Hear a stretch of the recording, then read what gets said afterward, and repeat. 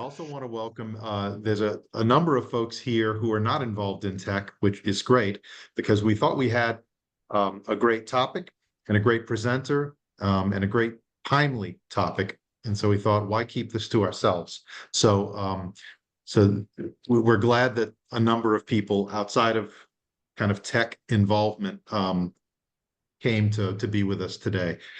For those of you who are not involved in tech, just so you're aware, tech is a spiritual movement that's been around for 60 years in the Catholic Church.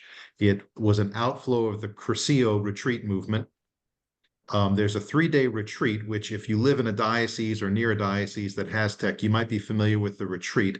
But really the big idea is after a enlivening retreat that awakens the spiritual life and provides an older adolescent and an opportunity to encounter Christ in a new way, that there's also a community of folks from all around the diocese and maybe even outside the diocese to accompany them on the next couple of steps of their journey and to supplement what they receive from their home parish and their families.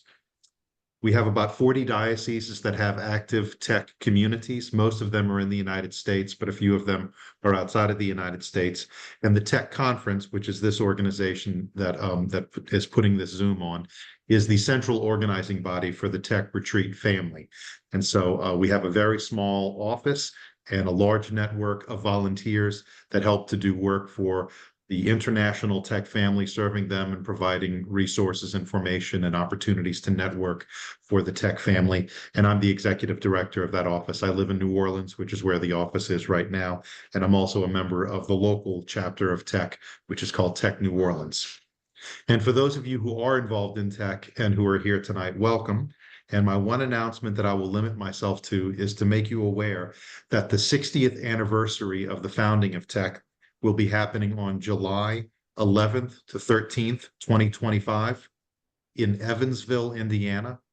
So their chancery and diocesan offices have a retreat center attached to it. And so we'll be doing it there on the retreat center and on the chancery side, utilizing space on both sides of the building. And I'm in the process of firming things up with a keynote speaker. Steve Angrisano will be with us as the keynote presenter, and he'll be playing music for us several times during the gathering. So please make note of it. Please try to attend if you can. See if you can't drum up awareness in your tech community so that at least each tech community is represented in some way at the 60th anniversary of the founding of tech. So after welcoming you and providing a couple of announcements, my job is to now be quiet and someone else comes on. Thank you, Billy. I'm Dennis Kurtz. I'm the Associate Director for the Tech Conference. And let's begin with prayer this evening. The document that the bishops wrote that our speaker will be addressing is titled Listen, Teach, and Send. And it's modeled on the Emmaus story. And so let us begin as we always do. In the name of the Father, and the Son, and the Holy Spirit. Amen. Risen Christ, as you journeyed with the two who traveled the Emmaus road, travel with us on our journey of faith.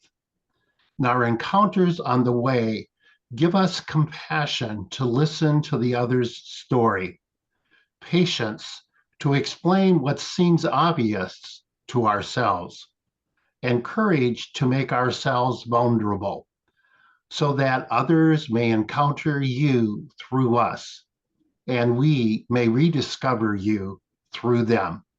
We pray in Jesus' name, amen. Father, Son, Holy Spirit, amen. And I'll pass it along to Matthew, who will do our introduction of our speaker tonight. Hello, I'm Matthew Toohill. I'm located in the Diocese of Joliet, where I first met my friend Paul Jarzembowski many, many years ago. Paul would like me to let you know he has served on staff at the United States Conference of Catholic Bishops, the USCCB, for the past 11 years, since 2013. Originally from the Chicagoland area, Paul has served in youth, campus, and young adult ministries at the parish, regional, and diocesan levels before coming to the USCCB, where he now works on national and international levels of the church. He is the author of 2 books, Hope from the Ashes, which I'm currently reading right now and expect to get an autographed copy sometime soon, and Hope for the Holidays from Paulus Press, touching on accompanying those who make moments of return to the practice of the faith.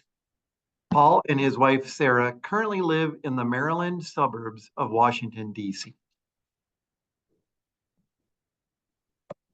Welcome, Paul. Good to see you again. It is so good to be here. Thank you very much for that introduction. It's wonderful to see you, Matthew. It's been a moment since you and I have had an opportunity to engage in ministry together. But what a great chance this is this evening. It's good to see all of you here this evening. My time with you this evening is going to be really just giving you a quick understanding of a document. And what I love about what I'm gonna, you hear I'm gonna go through a document with you. It probably is like, all right, well, get the pillows out and get in for a nice rest. Because going through documents might sound like watching paint dry. But what I'm here today to do is to give you both, to start with a little bit of a story of where this is coming from, and then give you a sense of what the document says in a very quick kind of overview way, with enough information to give you something that you can leave with, but not enough so that you'll want to go to the document later and say, I want to know more about that. So we'll hopefully do that. And to be honest with you, this document is not super long, relatively speaking. At the Bishops' Conference, I work in church documents, and as far as they go, not that there's ever a spectrum of short, long, exciting, maybe more mundane documents. Not that we keep track of that, but as far as the many documents the church has produced through the years, both at the Bishops' Conference in the United States, but also universally. I would say this document is relatively short in comparison to some others, but not short enough to say they just said a few things and have gone on. So that's what we're going to do today, is kind of give you a little bit of that. So I'm going to share my screen, and I will get small in what you're looking at, so that you can we can follow along together a little bit of this. So let's see here. All right. I'm also gonna make sure that I am not hiding anything that I need to share with you on the screen. All right. So listen, teach, send. This is, we're going to explore this new pastoral framework for ministries with youth and young adults. And so a little bit about who I am.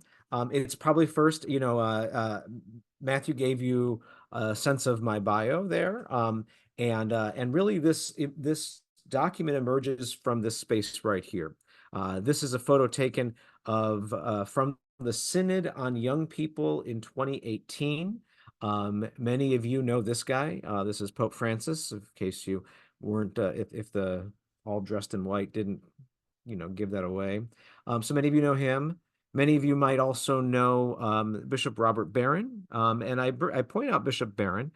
He was a delegate to the Synod on Young People, but he's also the champion bishop of this document. So Bishop Barron is the chairman of the committee for which I serve, Laity, Marriage, Family Life, and Youth. And so Bishop Barron is our current chairman, and he has been the one kind of bringing this document home to completion. So I'm really grateful. He's kind of my boss in that sense.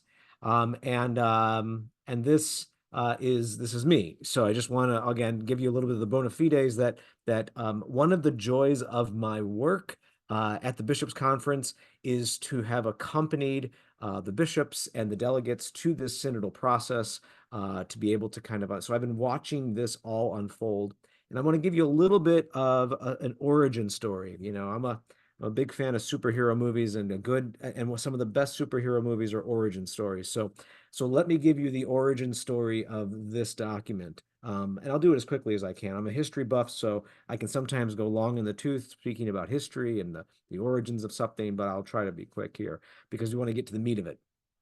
But essentially, it grew out of the Synod on Young People, the Faith, and Vocational Discernment. This was the first time the church had called a synod specifically on youth and young adults. And Pope Francis, through his pontificate, eventually came to the realization that the time had come for us to have a serious conversation as a church about what are we doing with young people. We credit John Paul II for really inaugurating a great explosion of ministry around the world with young people. But Pope Francis, what he has done is said, okay, now that we've got years of experience that we've had these ministries really take root in our communities, it's time to do an assessment, to do a listening, to do a reflection, discernment, and to kind of see where we can go from here. And so the Synod in 2018 was the church's way to really reflect on where we had been. And so in 2017 and 2018, the church took stock of it. And when that was completed, Pope Francis, as what happens after synods, we're currently in the midst of a synod. Many synods have happened since Vatican II, and what usually follows is the Pope kind of reflects on all of the things that had been discussed, and then offers a pastoral exhortation based on that, and he did do that. And one of the things that was discerned in the midst of that was, and Pope Francis, in the midst of his exhortation, Christus Vivit, that followed this synod, kind of came to the realization that ministry with youth and young adults, when it ceases to be elitist and is willing to be popular, is a process that is gradual, respectful, patient, hopeful, tireless, and compassionate. And the Synod proposed the example of the disciples of Emmaus as a model of what happens in ministry with youth and young adults. Before I move on from here, I really talk about Emmaus as the foundation here. Again, just reflecting on this was a kind of a summary statement of what Pope Francis had really come to learn about this ministry in which many of you work and minister and engage with young people in. There's a lot to really unpack. This quote could itself be the whole subject of a webinar, or even a college level course could just be on this quote. But it has such richness there because, again, we don't often think about ministry being elitist, but as the listening had gone on, there were a lot of people at the table who felt that they weren't part of the equation. And so that elitist can sometimes feel strange as a little bit of an indictment of ministry, but it was something that was discovered, that ministry felt a little exclusive.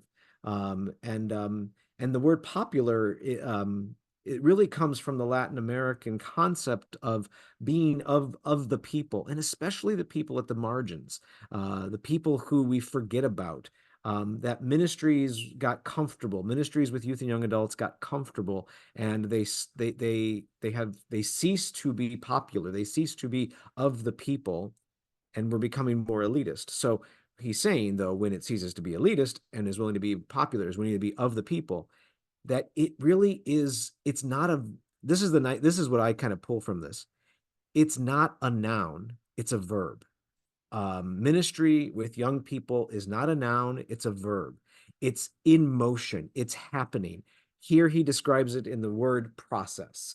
It is a movement, which is one of the reasons that I tell you this, because that has what emerged from this was where is the spiritual scriptural example of movement?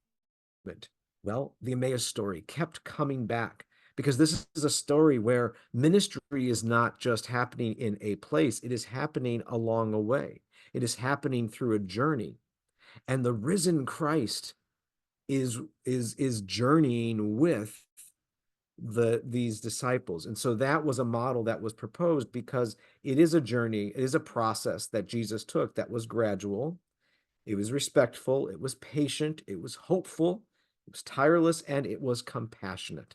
And so we really kind of come to the core of this story. Luke 24, 13 to 35. That was the image. So when Bishop Barron who was one of our synod delegates, kept remembering that during the course of the conversations in Rome, that this story kept coming up in prayer, it coming up in conversation, in small group, in large group. People kept referring to this story, and it really struck him. So when what happened was, after the synod, in the 5 years since the synod process and since Christus Vivit, the church really started thinking about, okay, well, if we in the United States are going to do a response to this document, we should go with what, again, that core thread that Pope Francis has given to us. And what is that core thread? Well, Pope Francis says it in Christus Vivit. What, you know, we all have in our head maybe the story. We read about it probably so often. Many of us in ministry have probably, we're almost tired of it, if there could be such a thing. But we've said it so often. We could almost say it by memorization. But Pope Francis breaks it down to its core here. Jesus walks with two disciples. He asks them questions and listens patiently to their version of events. Then, with affection and power, he proclaims the word to them, and then they choose to resume their journey, to return to the community and to share the experience. Now, you see, I'm kind of giving away the ending here a little bit by highlighting a couple of the words here. You can see where this document, listen, teach, send, kind of comes from, because it comes from the journey. Listen, teach, send is the journey of Emmaus. Jesus listens, he then proclaims or teaches, and then he sends them to share their experience. So this document, listen, teach, send, is, so I have a printed out version of it here, that I literally had printed in our USCCB copy shop downstairs. So this is nothing fancy, but I have a hard copy here, which is really based on Christus Vivit, or Vive Cristo in Spanish. And that really, these documents really talk to each other. In the course of listen, teach, send, you will see references to that synodal process. You will see references a lot to Christus Vivit. One of the bishops was, commented to us as our committee was developing it. They said, Pope Francis's voice is imbued in this document. It is truly a Franciscan document of the U.S. bishops, because Francis's words are quoted. I always tell friends, if you want to kind of get to know documents, read the footnotes of a document, and then you kind of see their origin story and you see their journey. And so the 5-year journey that led to this process was a journey of listening. There was a lot of listening. So the U.S. bishops, taking their cue from what they heard from Pope Francis, spent a lot of time in dialogue with young adults, with youth, with those who minister to youth, with families. So there was a lot of listening that was going on. There was a lot of discernment, a lot of reflection on it. And then in a way, this is the teaching that has kind of come from this. And in a way, the sending in the story of the very document is what happens now. So I'm helping to share the teaching so that you all can get part of the sending of the document itself. So the document went along the process that it seeks to convey. But here's what it includes. I said it's not a long document. So it includes, the three first things. First, it includes a foreword. The foreword is Bishop Barron's quick introduction of the document. So that's just him as a committee chair offering a 2-page foreword. The preface letter, though, I am going to draw some attention to, because the preface letter is the first 5 or 6 pages of this document, and it is written to young people. So the first thing the bishops do in this document is speak to the young people who might be potentially reading this online, or those who the ministry leaders might want to share this. The first words out of their mouths are to young people. And I'm very excited about it. I mean, I just reading, I'll just in a moment, I'm going to read just a few of those words to you. It starts, Christ is alive in you. So you can already see that they are quoting from Pope Francis from the first words. Christ is alive in you.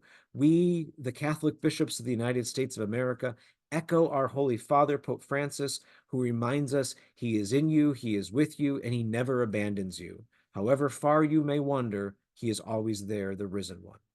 So wherever this letter finds you, we invite you to allow Jesus, the most important companion you will ever have on the journey of life, to transform you so that Christ will always remain alive in you. And it goes on. And the bishops speak in very heartfelt terms to young people themselves. That's the beginning of the document. Then it pivots. In the introduction, it moves to those who minister with young people. And so the introduction really pivots to speaking to those who accompany young people and to any young people who accompany their peers. So that preface letter was intended to be focused on all young people, regardless if they are leaders or not leaders, whether they're Catholic or not Catholic, whether they're active or not active in faith. That preface letter is meant to all young people. But the introduction is then pivots to those who would accompany young people.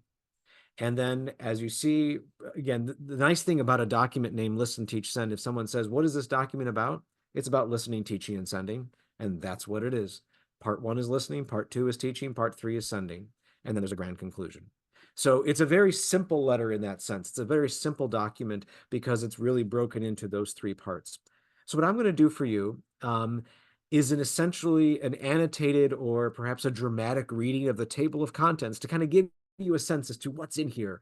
I know it sounds kind of weird, like, ooh, I came for a webinar where he's going to read the table of contents. But you'll hopefully go with me here, and we'll be able to unpack what is meant by these things. From the introduction, though, I do want to pause because what sets this document apart from Renewing the Vision, Sons and Daughters of the Light, Empowered by the Spirit, previous documents the U.S. bishops have addressed about young people, is that this document is addressed not just to those who do professional or ministry that they've been called to in a parish or a diocese or a campus or a high school. It also speaks to the families. It speaks to parents. It speaks to godparents, grandparents, nieces and nephews, aunts and uncles. It speaks to the broader family in which young people sit. Because ministry with young people, the bishops have discovered in all this, is not just about what happens at the church, but what happens in the home. And that these two are intricately in relationship with each other. So the introduction begins, so that this framework is not a theoretical ideal or the property of a few select professional ministers. We begin this summons in the home and with our loved ones, for the family should be the first place of accompaniment. The church's pastoral ministries with youth, collegians, and young adults must be deliberate, not only in partnering with parents, families, and family ministries, but truly integrating our work together. So that is the tone in which this is set. So I just begin this here as a reminder that this document is meant for both of those audiences. So let's dive into listening here. And again, we're inspired by the Emmaus image of Jesus drawing near, walking with them, and asking, what are you discussing as you walk along? He wants to hear. He wants to learn. And so the place to begin ministry is with listening. As we said in that quote that was earlier about the process, it is intentional, it is impatient, it is dialogical. It's essentially to help the listening process should really help youth and young adults recognize God in their lives. So as we hear their story, it's to help them understand that the story that they're telling, what they share, is where God is present in their lives. There's a synodal connection here too, because here we have the idea of communion and belonging that is part of what listening is about. So it's broken down in these 4 ways. So listening is not just plain out listening, that there's 4 ways of understanding listening. Now there's many ways of understanding listening, but these 4 are 4 that the bishops have kind of put forward as 4 ways to kind of to understand it a little deeper.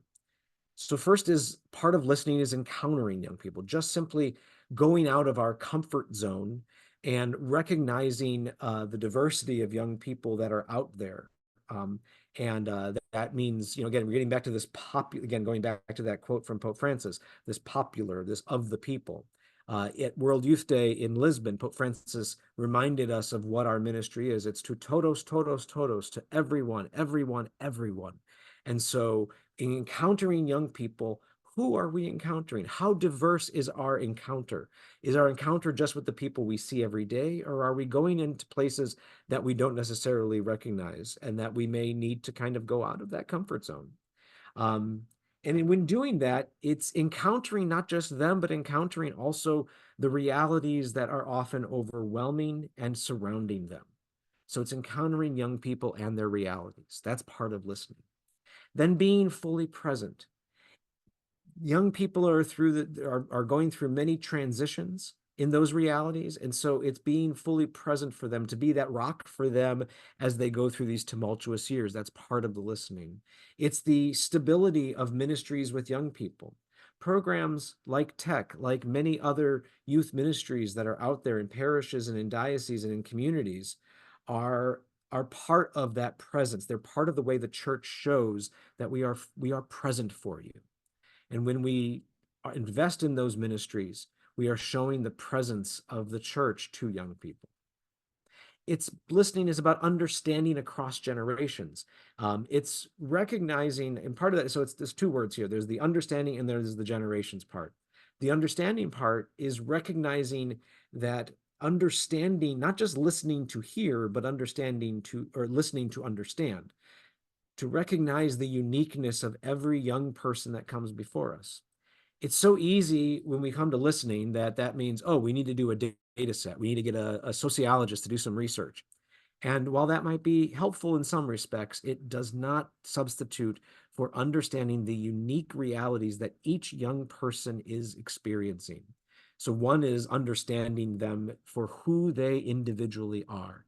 Just as God sees each one of them, the church must see each one of them as well. And then across generations, there is an intergenerational element and engagement that is called for in this document.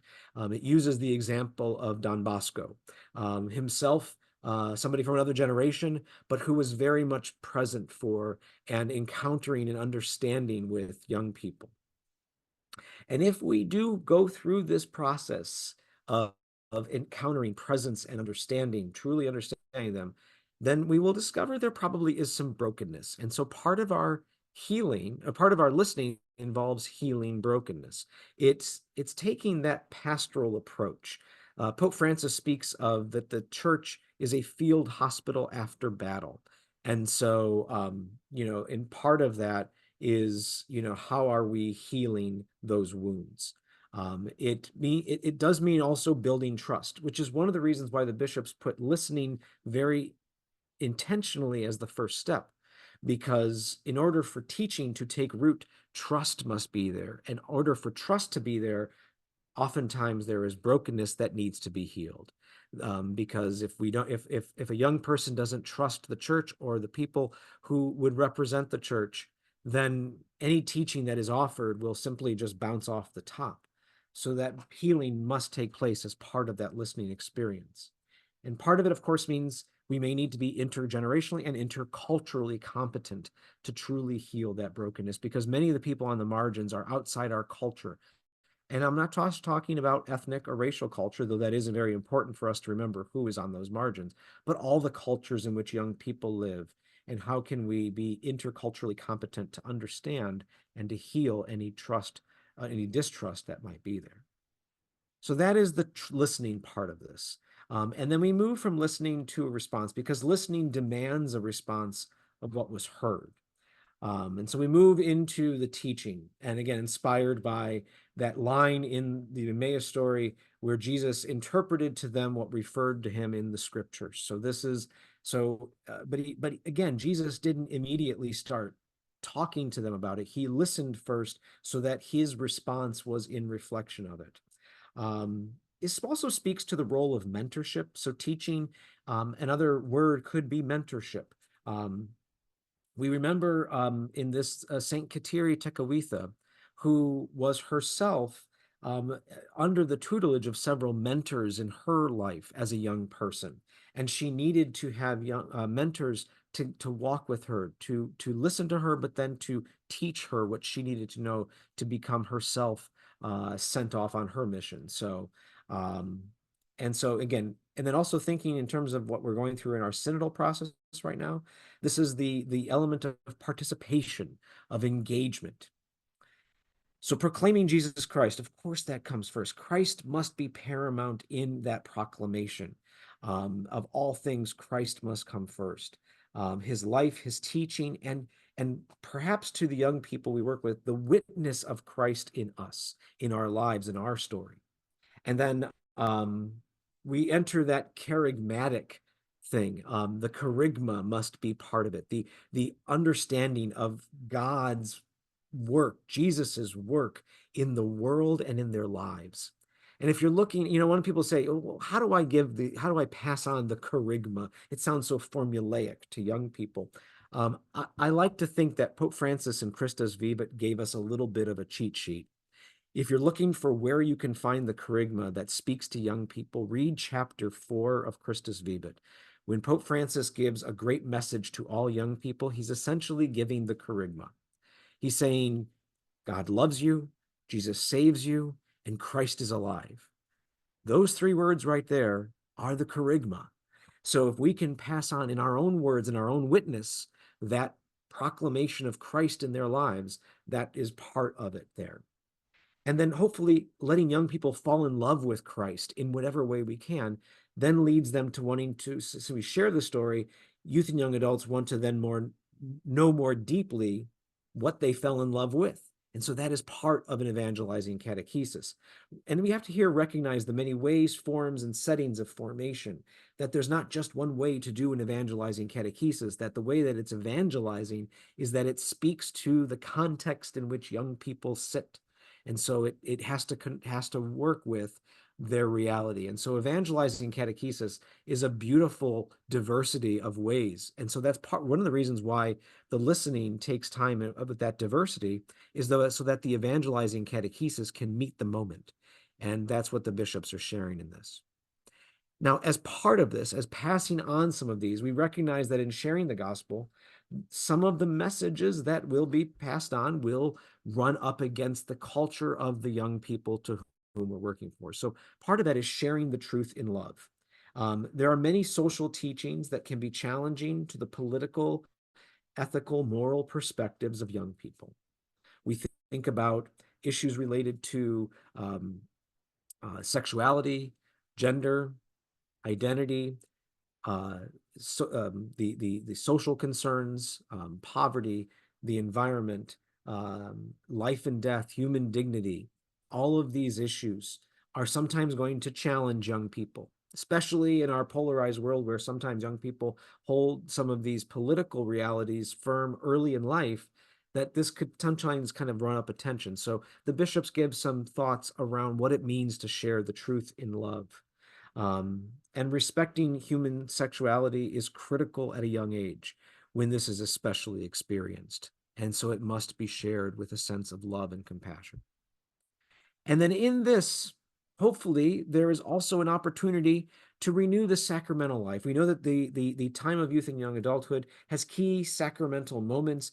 And so part of our work is to rejuvenate that experience, to provide that experience with much life and joy.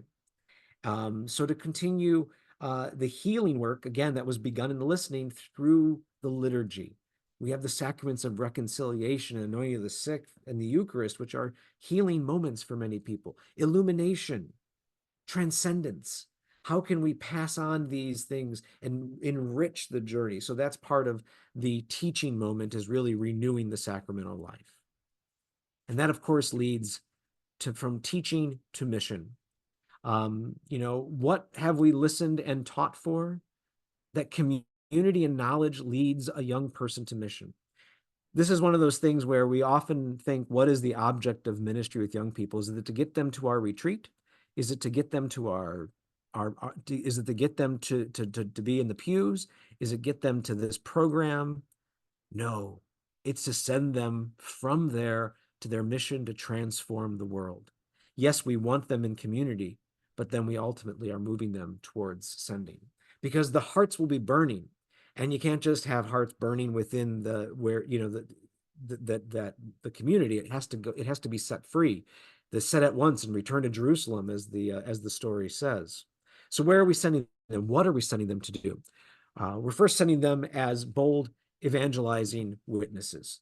We are sending them, you know, so I keep thinking, I'm myself a product of World Youth Day in Denver. That was a transformative moment for me.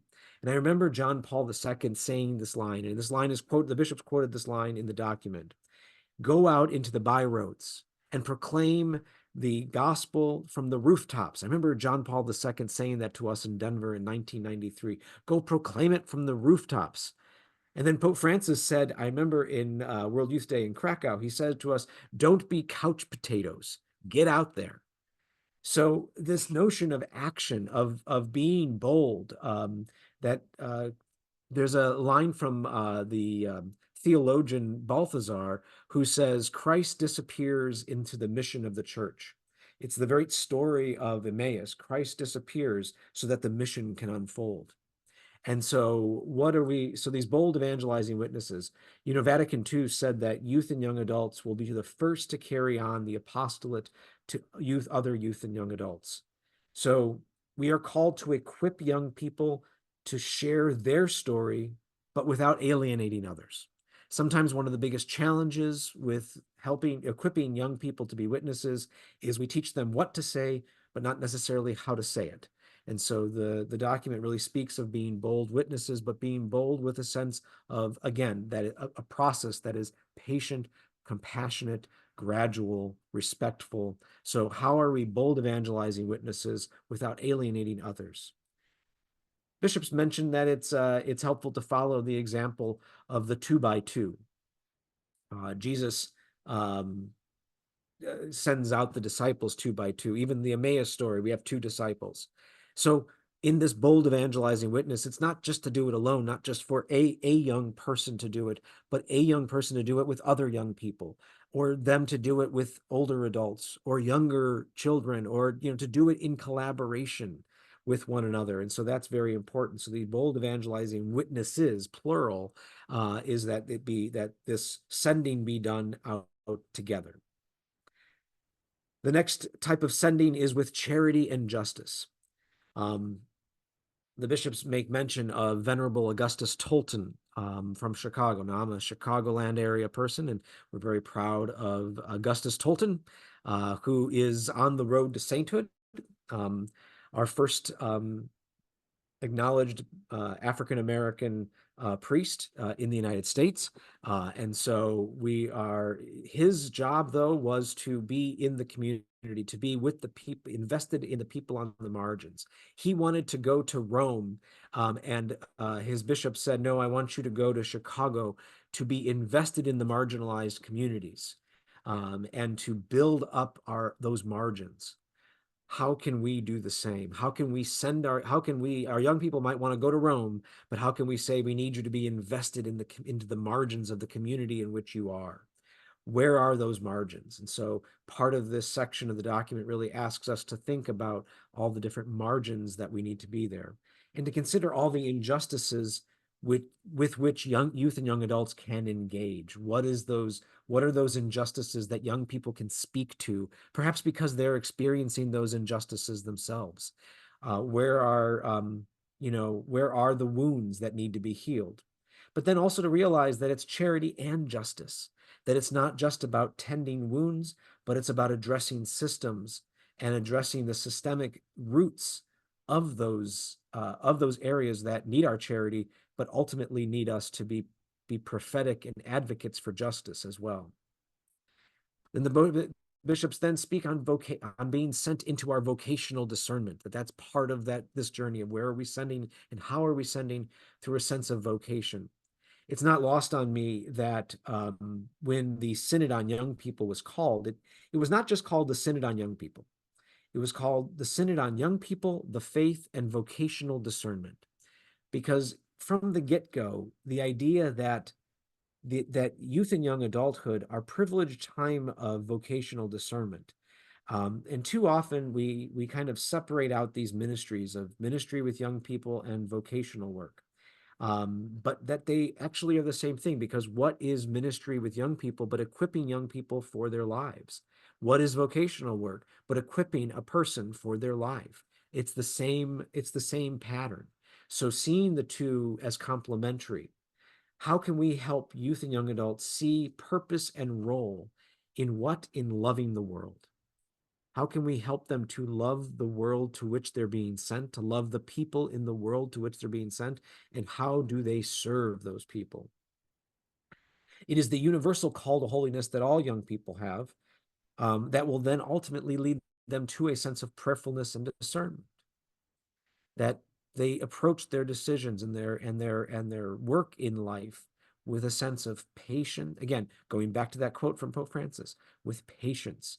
And discernment is a patient process. So how can they make those important decisions, those life decisions, in a sense of where are they heading? And then also to share with young people, and to kind of, part of the 2x2 is sending them off with those who are different models of vocational joy, so that they might consider all the ways in which they can serve the world, whether that be as a married person, as a priest, as a religious, as a single person who is on fire with the Lord. It's not so much what is their vocation, but how are they living their vocation in the world. And then finally, the document ends, the sending part ends with calling them to be faithful protagonists today. So it's raising up leaders not just for ministry, but for society. And here the bishops draw on the example of Blessed Pier Giorgio Frassati, one of the patrons of young people, the patrons of World Youth Day, who, God willing, will be made a saint next year. And using this word protagonist, I love that Pope Francis has kind of helped us add that to our ministry lexicon. So in that, the bishops have taken up that mantle and really said, we need young people to be protagonists. And what are protagonists? They're the main player of the story. They are calling our young people to be the main players of the church's story. The radical concept of this is that what if young people were the main players in their parishes? Not the elders, not even the pastor, but the young people. What if they were setting the tone for the community? How radical would that be when young people are the protagonists of our churches? And so the document kind of raises up these young people. And so how are we raising young people in our ministries to be protagonists, so that they feel supported and they feel confident to be protagonists in our churches and then in society? And, what would it look like on the church and in society if our young people really had that voice and had that ability to take their lead as a faithful protagonist?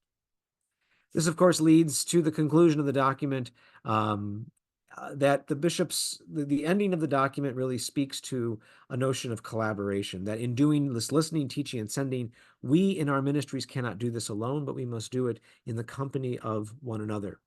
The communal dimension of the Catholic faith, they remind us, shows us that those who accompany youth and young adults are most effective when they work in collaboration with the entire community. All ministries with youth and young adults are part of our universal family of faith. It is important then to pay attention to the synodal concept of pastoral di conjunto, or communion in mission. This idea that we work together to do this work. So I will conclude by saying that so I just basically gave you, as I said, an annotated and perhaps dramatic reading of the table of contents, but there's resources on this to even help out a little bit. There is the English translation and the Spanish translation can be found on the website. There is some general overviews. We've pulled out the letter to young people in both English and Spanish and made it available, so you don't have to just do this and then say, okay, stop reading now. That you can pull out, you can just print out just the letter to young people. There's a ministry reflection guide that helps you kind of guide through, your ministry and kind of do a little questioning and assessment as to where you are. And then some framework connections. How does this connect to renewing the vision? How does this connect to Sons and Daughters of the Light, and probably others as well? So you'll find all these resources at usccb.org/listen-teach-send. We made it as simple as we possibly could to get you right to those resources. And exciting news to share with you is that on October 1st, which is in a few weeks, there will be the print edition will finally hit the shelves. We are grateful to our collaborators at our Sunday Visitor. So OSV Publications will be producing Listen, Teach, Send, or in Spanish, Escucha, Enseña, Envía. It will be available for $14.95, which will, and it will include both the English and the Spanish translation. It's a book that will actually, on one side will be the English and the other side will be the Spanish. So it gives you the opportunity to have both in your community, because that is, I think, very essential for our young people today who are increasingly bilingual, bicultural, and our ministries, which are bilingual and bicultural, so that you have both versions of the document in there. And so you can be able to print that, but you can get all that right now on our website. But if you want it in a nice shiny booklet format, that's going to be available. And I'm sure there are going to be various codes and stuff like that on the OSV page for you to get for your community. So so that is coming out soon. My own conclusion will be what the bishop's conclusions are, which is in writing this framework to local faith communities, to apply this broad directive to their specific situation through careful discernment and active planning, or careful reflection, discernment, and active planning. I need to follow my own advice and not be so fast. Careful discernment, careful reflection, discernment, and planning. This simple triptych can be unpacked in ways that respond to the specific realities being experienced by youth and young adults in every community across the country. So it's one of the reasons why the bishops didn't create a document that has all these, we'll do this, do this, because every community is going to be unique. Understanding these broads, unpacking of how it is seen in the United States is listen, teach, send, and all of these kind of subcategories. But how it applies to your local community will ultimately be up to all of you to kind of take and run with it. And so that's really what the bishops are hoping you will do. So I will stop that right now. I am visible here. And I'll put in the chat some of the web pages that I had mentioned. So this is the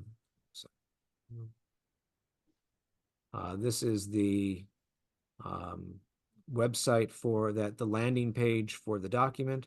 And if some of you want to, in fact, I'll put it in the chat, but I will also I'll also share my screen for a second here to show you. There's this page here, which if you want, if you want basically what I just shared with you tonight in one image that you can see straight there, listen, teach, send, and then those 4 underneath each, we have that on our website as well. So that is a document. And then I also have, I'll put in the chat, the English and the Spanish text as well. So so there you have it. That is Listen, Teach, Send, and I look forward to any questions or insights that you might have as part of this. Paul, thank you so much for those insights and walking us through the document. I'm sure as people listen tonight, there were some questions they might have. And so if you would be willing to raise your hand electronically and we can kind of call upon you, and I'm trying to find that on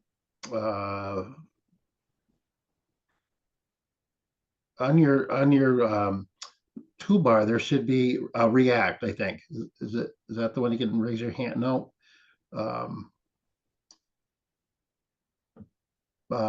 Troy, can you help me find that on? It is when you click the React and the up button next to React. Okay. That's what I thought it should be, but mine's not doing anything. Oh, to raise your hand. Okay, there you go. Yeah, to React, you can raise your hand. And then Troy, if you can help me in terms of that. So Matt, do you have a question? No, I was just clicking on the raise your hand just to show. Okay. Just to test it out. No, I want to thank Paul. I mean, he did an excellent job revealing to us all that is in Listen, Teach, and Send. Kind of like having been in youth ministry for 20 plus years now, um, it's always like renewing. It's nothing like, it's nothing shocking. It's nothing out of left Right. field, but it's just kind of like a renewal of what we've been called to all along, and how to do ministry successfully. I would say I would like to know, I think my first question would be what you concluded with. The youth as protagonists sounds so beautiful. And all my years in tech, it really felt like it was the young people doing the ministries and all of that. However, translating that into parish life is much more difficult. And again, referring to my time in youth ministry, feeling like you're always at the kids' table because you work with kids, um, is hard to translate. So how do we kind of break through that uh, so-called barrier Yeah. and kind of get the youth more as a protagonist at the parish?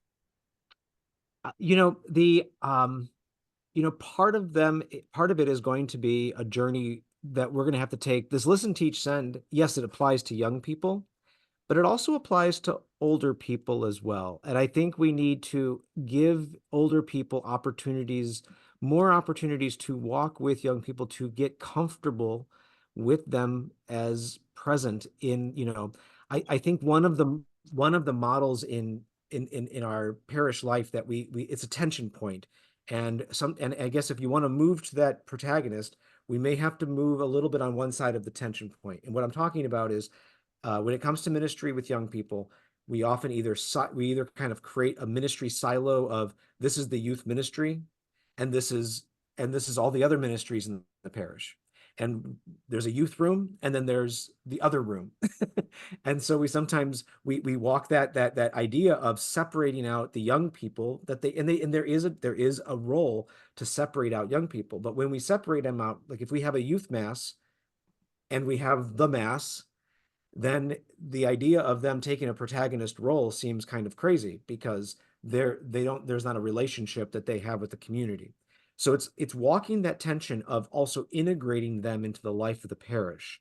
And as I said, when I said it, you kind of walk on both sides of that tension point, because I think both are needed. But if you want to truly move towards the protagonist, you may need to do more of that integration than the focused ministry from time to time. Because by doing that integration, giving the pastor, giving the pastoral council, the pastoral leaders of a community more exposure to young people, they get to know them, they get to trust them, and then the young people get to trust. The trust goes both ways.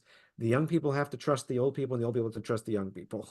And I think that we need to, in a way, this burden is not just, and again, on this document, it's not just on the elders.